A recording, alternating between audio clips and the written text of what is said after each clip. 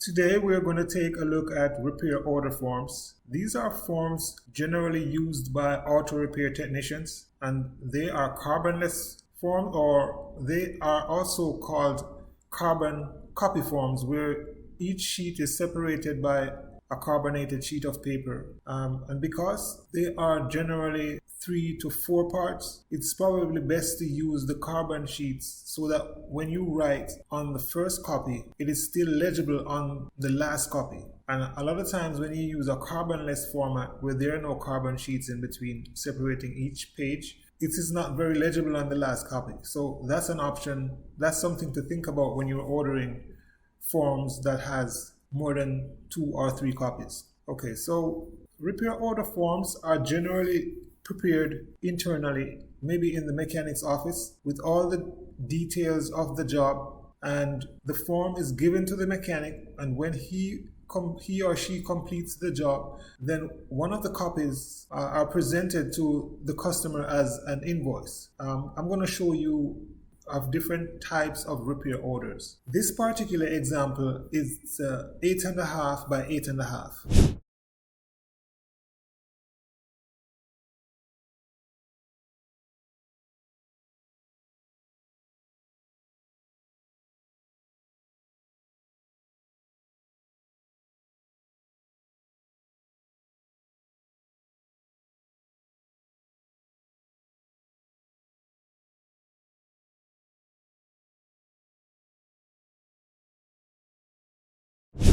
It is a very popular format used by auto mechanics because of the details that it captures when doing repair jobs. First thing I want to mention is that the forms are consecutively numbered, and this is an option. You don't have to have them numbered, but it's probably a good idea to have them numbered because it's a way of tracking each form. To the left of that is where you would write the contact information of the customer, and on this side of the form is where it's personalized with the auto shop's company name, the address, and the rest of their contact information. And you could even add a logo as a form of additional form of personalization to this form. Or you could even add your logo to this form. Here you would write the year, the make, and the model of the vehicle that you're working on, and the serial number. And this format also has a checklist for lube, oil change, oil filter, tune-up, transmission, and whatever else repair jobs you have going on. On the left is where you list the parts and the description, the quantity, the amount, and you put the total, the grand total. On the right is where you summarize the total labor, total parts, accessories, gas, oil, grease. The sublet repairs is where you probably use a specialist, maybe an auto electrician, to do to help to repair a specific section of the vehicle, and you have to pay them separately. So you put that amount here, waste disposal, the taxes, and the grand total.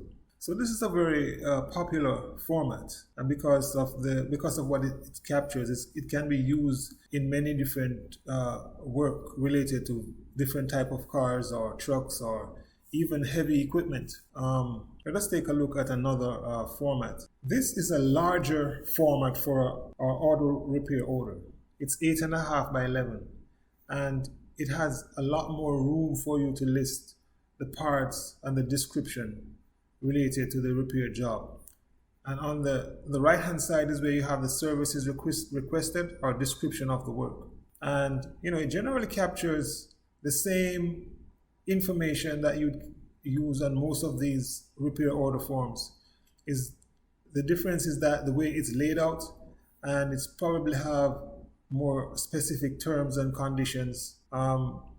These things are important when it comes on to legal matters, and just to make sure that the repair shop and the client or the customer is on the same page, understanding exactly what needs to be done and what is covered and what's not covered by probably the auto shop. And another thing that makes this form unique, it gives you an opportunity to summarize the estimated costs before the job is completed. Because sometimes when a mechanic is working on a vehicle, there are certain things that you don't anticipate until you start doing the work.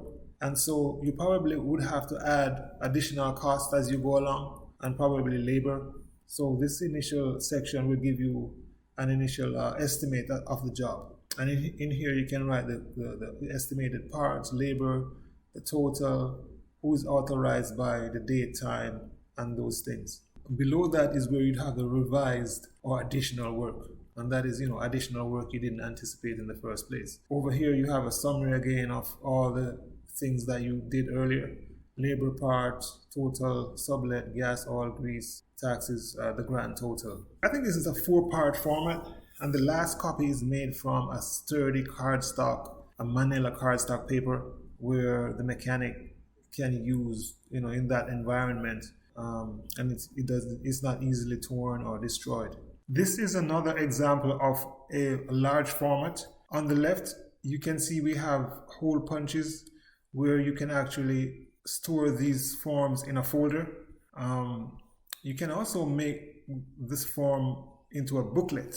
So you have 50 sets in a book, or even 25 sets in a book, with a wrap around cover that separates the sheets when you are writing the repair orders. It has a lot of space for you to list the description of the job and the items related to the parts and the amount charged. It also has a section for the estimated cost and estimated total. And over here you have a summary of all the labor, the parts, special repairs, environmental charges.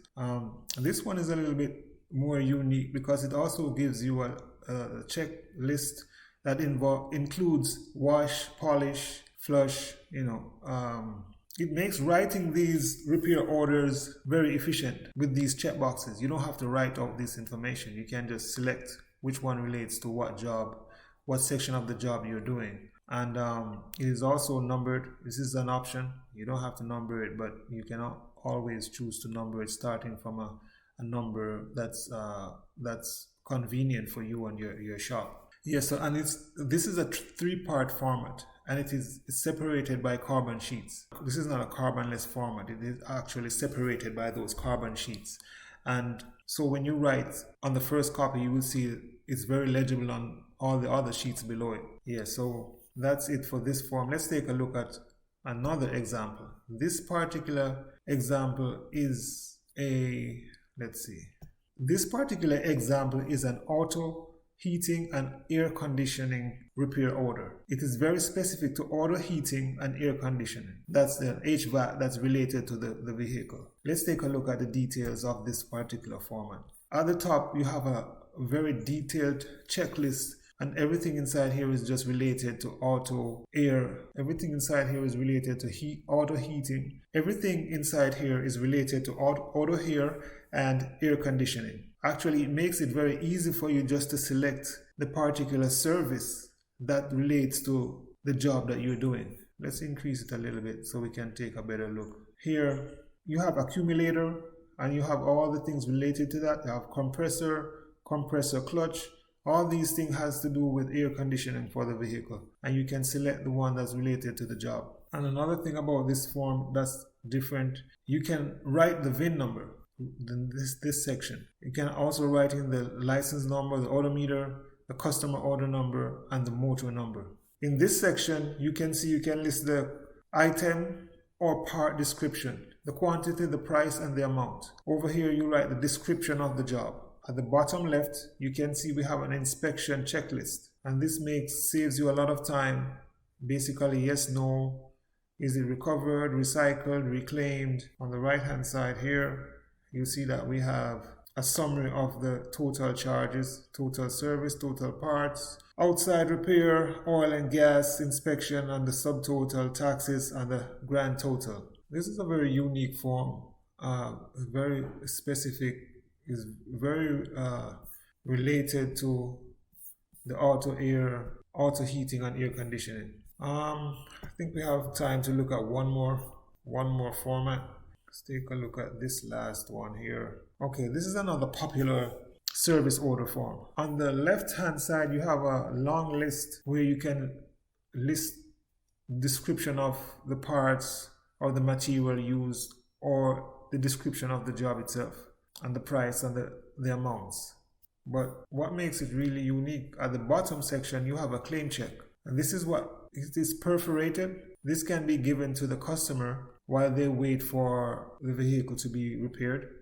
And when it's done, you can use the claim check to match with the repair order itself to make sure that you're dealing with the same car or truck or van or vehicle. I'm sorry, let me get this back on here. One other thing that we need to keep, there are many formats when it comes on to auto repair orders, invoices. This format is more a horizontal sheet. It's 8.5 by 11. It also has a manila card stock for the last copy, and this is a very popular format too. It can be placed in a folder. It has the hole punches to the left. Also keep in mind that any of these forms can be customized to include your unique design, because as you can imagine, some auto shops might have specific services that are not on these pre-printed formats, and so their forms has to be customized to fit their shop needs or their personal needs. And the personalization options, it could be the colors, it could be the logo that's in colored, it could be the design. The whole design is just different. Because, if you remember, some of these forms, some of them have the vehicle identification number. You can actually write the VIN number on there. Some of them have the checklist, while some don't. Some even have a section for you to select the payment method that the customer used. It could be cash, check, Visa, MasterCard, Discover, Amex, or other.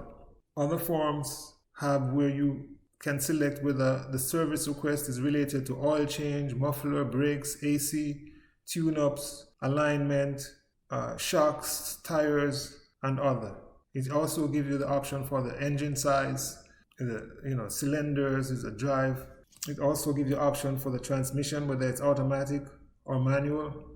Some forms will also give you an option for you to write on the back of the last copy. It's almost like taking certain notes while the job is being recorded. And this is generally used by the auto repair technician.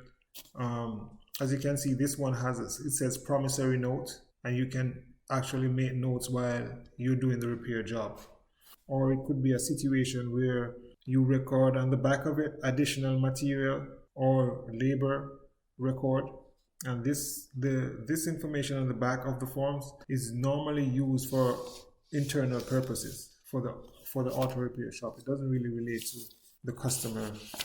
You have the effective date, the date promised. This is the date that the customer will be able to pick up the vehicle. You have call when ready. Is it a yes or a no? And you have the option to list 2 different phone numbers. You have 14 lines. That's a lot of space to write the description of the service or the work on the vehicle. On the extreme right, you have a limited warranty, the information related to the limited warranty. And this is pre-printed. So actually the whole form itself is pre-printed. So normally the only thing that we add to personalize the form is where we imprint your company name, the address, and your contact information. That's a phone number and maybe website and email address. And to the left or centered to the left or at the top, we can add your logo. We also have this section that has a small terms and condition. A lot of times when customers decide to customize these forms is because they have a unique terms and conditions that has to be added. And in that case, we have to recreate the form to include their specific term and conditions. Yeah, but as you can see, this is a very detailed format. It has a lot of information on here that's already pre-printed to make your job more easier in terms of preparing an work order or an invoice when you're doing a job for a customer. And as you can see, it has a lot of checklists. You have a lot of areas for you just to write in. The form itself guides you through the whole process of preparing it in terms of where you would write the information. So I would say this form is very efficient in a sense. And the last copy is that manila hard cardstock paper that the mechanic would use in the shop. It's more conducive to that environment. So we print on manila cardstock that is very hard, and that's why one of the reasons why we also use the carbon sheets to make sure that when we write on this top copy, it prints through to that last manila cardstock, so the mechanic can read the information that's on there. And Yes, so there we have it. The last thing that I would like to mention is that all of these examples that we have looked at today are all manual formats, meaning that they have to be written up by hand. They are not a digital format that you would prepare on a computer or with software. But these forms are very, very useful because there are many situations where you would still have to use these manual formats, and you don't want to put off a job because your system is down and you cannot prepare an invoice or a work order. So it forms as a backup system, and many mechanics or many auto repair shops use these formats all the time. Probably more cost effective in some sense. Also, as far as the customization is concerned, digital system is probably very difficult to customize it. If you change location, or if you have a different system that you want to use in terms of your design or your branding, it might be easier just to customize a manual format. And the customization takes so many different forms and shape. The manual format might be a better option to use compared to that digital form. I'll leave a link in the description below for you to learn more about these forms. And if you have any questions, just drop a comment below and I'll definitely try to answer them. I appreciate you checking out my videos. Yep, and go ahead and click the subscribe button so that you'll be informed when I release the next video related to business forms. Take care and God bless.